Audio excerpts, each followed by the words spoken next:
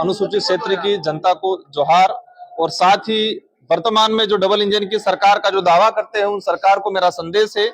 और साथ ही आज भारत आदिवासी पार्टी की तरफ से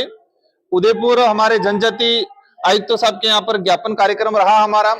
ये एक गंभीर विषय है कि अनुसूचित जनजाति के उद्धार के लिए, इस क्षेत्र के विकास के लिए, भौतिक सुविधाओं को सुधारने के लिए पिछले बजट में 1500 करोड़ का जो बजट घोषणा हुई थी और ये पूरा साल बीतने आ गया। इसी 19 तारीख को नया बजट आ रहा है, लेकिन दुर्भाग्य की बात यह है टीएडी मंत्री जी का जो सोच, उनके कार्यशैली की वजह से उस बजट का 1 रुपया खर्च नहीं हुआ है। शायद अब तक के इतिहास में पहली बार ऐसा हुआ होगा, पहले भी हुआ है, लेकिन 1 रुपया खर्च नहीं होना, 1500 करोड़ ऐसे एज इट इज हो सकता है वो भ्रष्टाचार के भेंट चढ़ाने के है दिमाग में, या फिर ट्राइबलों के इस क्षेत्र के विकास के लेकर उनकी क्या सोच है वो तो वही जाने।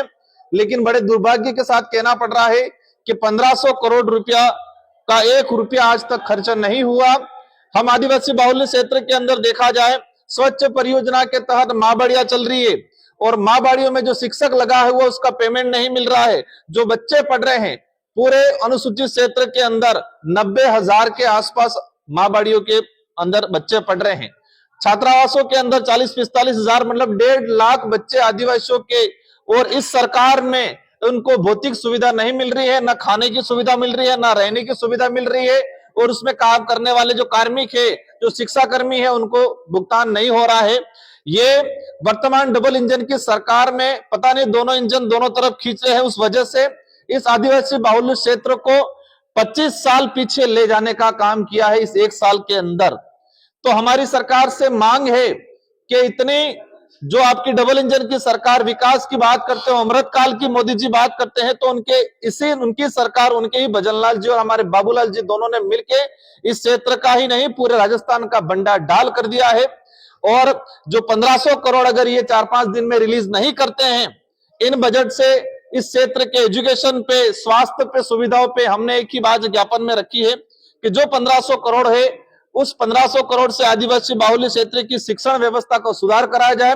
चिकित्सा सुविधाओं का सुधार कराया जाए, और जो बच्चे स्कूल हॉस्टलों में पढ़ रहे हैं उन बच्चों को शैक्षणिक सामग्री हो, भौतिक सुविधा उनको उपलब्ध कराई जाए।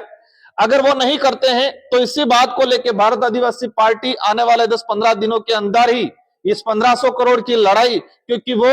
राइट से संविधान के अंदर अनुच्छेद 275 के तहत केंद्रीय सहायता मद और जनजाति, और हमें खुशी उस बात की है कि जब मैं पिछली बार विधायक था और हमारे साथी विधायक राम प्रसाद जी, हम सब ने मिलकर महाराष्ट्र पैटर्न की तर्ज पे राजस्थान के अंदर ट्राइबल का अलग बजट एलोकेशन के लिए हम लोगों ने डिमांड की थी, और हमने दबाव बना के गहलोत जी पे दबाव बनाया था, और गहलोत जी ने इस योजना को शुरू किया था। जन सहभागिता योजना के तहत पूरे